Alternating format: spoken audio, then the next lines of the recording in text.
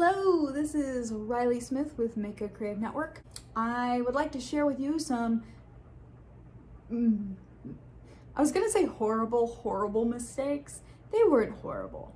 It was fine. It all turned out fine. But I made some mistakes when publishing my first debut novel. Now I can only say debut obnoxiously like that. From self-publishing my first novel, and I wanted to share with y'all so that you didn't, have to go through the same frustrations that I went through. So now I'd like to talk about the things I learned about advanced reader copies and reviews. This is particular for publishing through Amazon, and especially for publishing through Amazon KDP. The first thing is you cannot order proof copies or author copies until the book is live on Amazon. This blew my mind. I thought this was so weird. Like, I wanted to get a version of it so I could go through and check how it looks before I let other people buy it. And you can't do that. You have to put it live. I guess you could wait to advertise it till you got your first proof copy. But that leads me to my next point, which is that author copies take forever. It took so long to get my author copy of Cardinal that my boyfriend felt bad for me because other people were getting their copies first. And he just went and bought one and shipped it to me, shipped it to our house. I got that version before I got my author copies. I don't know why they take so long to send, but the author copies take forever. And everybody else will get their book before you even get to hold yours, so maybe you just ask somebody to buy you a copy because that ships way faster than the author copies. So you won't get to review a proof or an author copy before other people get theirs. Unless you, like I said, unless you wait to advertise it and nobody goes and gets it. But it could still show up to people on Amazon, so it's just, that's kind of a pain. I wish they would change that part of the process. And because the physical author copies are so slow to ship, if you're trying to do the smart thing and give out advanced reader copies so people can leave reviews as soon as you go live, it's much better to do ebooks. It's just easier. Offer your advanced readers an ebook copy so that they can check it out, and then as soon as your book is live, they'll already have the PDF or the EPUB that you sent them. They've hopefully read it. They can go in and just leave the reviews right away. Although I will say that sometimes Amazon will reject a review if the person has not bought a copy of the thing. Sometimes they don't reject it. Some of my ARC readers were able to leave the review with no problem. And some people, Amazon rejected it and the review never showed up. So that was a waste of an advanced review copy. But then I just had them do it on Goodreads and that was fine. Goodreads is not as picky about reviews, so now I'd like to tell you a little bit about going live. When you actually hit publish, when you hit that big publish button, you've uploaded your manuscript, you're super duper ready, the cover looks beautiful, you hit go live, the book does not go live right away, it gets sent to an Amazon reviewer. Now these reviewers can take anywhere between 3 hours and 72 hours. So your book might be ready that day, it might be ready that evening. That's happened to me with my ebooks. I think ebooks get reviewed a lot faster. At least that's been my experience so far. I had an ebook get reviewed and approved in 2 hours. So, but I have heard people who say that it did take them 3 days to hear back. So you might go live today, you might go live later this week. Amazon will send you an email when you're live, but just be ready for that. You need to be ready to start advertising whenever you're live, and it might not be the exact day that you were hoping for. Once your book is live, now you can go set up your Amazon author page. Do that right away because your page is already there as soon as your book is live. It's just blank. It just doesn't have any info on it and no picture, and it looks shady. So make sure you have your bio and your picture ready to go upload right away. Read your book again, because you will find typos and formatting errors. Get your physical copy of your book, or if it's only an ebook, get the ebook, read it through again. It's really easy to upload a new manuscript. Amazon doesn't even take your book off live while they're reviewing the new manuscript. So I'm gonna have to do that with my debut because I did find a couple formatting errors still after all that time. But When you read it through again, you are gonna find some stuff, but it's easy to just upload a new manuscript. So it's not a huge deal, just make sure you do that so that the next people who buy it get an even more professional looking copy. The other thing is, people will be excited for you. I didn't expect people to be excited about the book, but especially if you make like a physical copy, people like knowing the person who wrote the book that's like on their shelves now. It's like, it's really exciting for people. So let people support you, tell everybody about it, share it in all your Facebook groups, if that's allowed in that group, you know, share it with all your friends, tell your family. I really did not expect people to be as excited and supportive as they were. I feel very blessed that they were. But yeah, don't tell yourself nobody's gonna care. Tell everyone you know.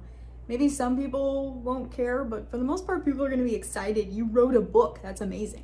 It does help before publishing to do some other things to build your rep with people as a creator with some other smaller projects. Like people I know have seen plays that I wrote, or musicals that I've directed, or read my poetry that I shared in various places.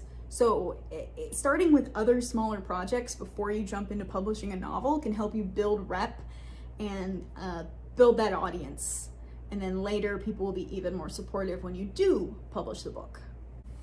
Another thing to make sure to incorporate into your planning when you finally go live, when you have released the book and it is published and it is out there and you've told everybody it's out there, you will be exhausted. You are gonna be so tired. Especially if you've been working on the book for a very long time. Like this book took me 5 years to finally get out into the world. I was so tired. It took me a month and a half. Like I had to take a full week off afterward, and then it's taken me like a month and a half to feel like I can really get into creating anything else. Like really get excited about it and feel that drive again. Like I was just in a total postpartum thing, to use that as a metaphor. Definitely not as serious or definitely not as difficult as that, but to give you an idea, like you've created a thing, it is out in the world, it took so long, and now you're tired. You're bone tired. So be kind to yourself after you release it. Give yourself some time to celebrate, lots of celebrating, and also lots of downtime. You're gonna be exhausted. So whatever helps you regenerate, whatever helps you relax, maybe take a vacation to celebrate if you can. Just really give yourself that time, because I didn't expect to be as wiped out as I was, and it made it extra hard on myself because I kept trying to get back to work when I wasn't ready. So please give yourself that time to recoup. You just did this incredible thing. Take the time to relax. Last couple of things that I'll say are about reviews. You can't respond to reviews on Amazon anymore, which sucks. I wanted to go and respond to all of them and be like, thank you for leaving the review. Or if it's a negative review, which we haven't really had any yet, but you know, it's good to be like, oh, thank you for your feedback, and maybe ask some follow-up questions. I do that on Goodreads. So you can still respond and have a conversation on Goodreads reviews, but the only thing you can do on Amazon is respond if somebody asks a question about the product, which I don't know how often people do for books. People don't have a lot of questions about how to use a book, generally. So maybe if somebody has, you know, wants to just talk with you, make sure you answer those questions. But for the most part, on Amazon, there's no way to interact with your reviewers unless they specifically leave a question instead of a review. But you can respond on Goodreads, so make sure that you claim your Goodreads author profile and spend time checking those reviews so that you can respond and talk. I've had some very good conversations and encouraged people who really liked one of my books to explore others, so I got repeated readership that way. So it's definitely worth your time to engage with people on Goodreads. That's it. Those are all the things that really surprised or frustrated me the first time that I self-published. Overall, I really recommend it, especially if you feel like you're really hitting a wall with traditional publishing. Self-publishing is great. Amazon KDP is really democratizing a lot, I think.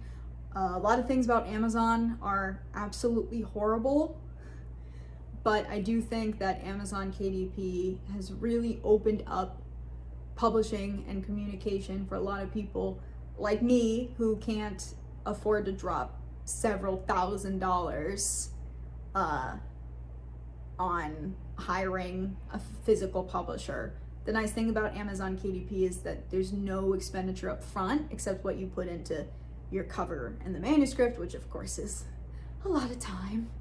Amazon only takes some of what is bought. You don't have to pay besides that. You don't have to pay them $1,000 to print the first couple copies or whatever it is for a lot of other publishing places. So I like that a lot. It's really working out well for me. If you have any other questions, please comment below. If you are considering self-publishing, I highly recommend it. If you are wondering how to start putting your work out there, maybe with smaller projects like I mentioned before, go ahead and comment below with any questions. I would love to help you get started with that. I definitely recommend first taking time to work on your craft, take some writing classes, read books about writing, start with short stories, start with some smaller projects. If you're committed to becoming a full-time writer, and you're wondering how to start, I have a guide. It's called the Top 9 Ways for Creatives to Make Money Online.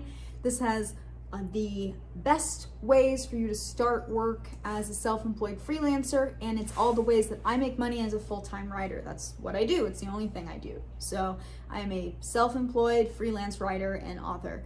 So if you're interested in that path as well, check that guide out in the comments below. Please like the video and subscribe to the channel. We do a ton of writer content, so make sure you subscribe so you don't miss out on any of that. And most importantly, let's go write stuff. Doop a doop doop doop a doop a doop doop a doop a doop a doop doop doop.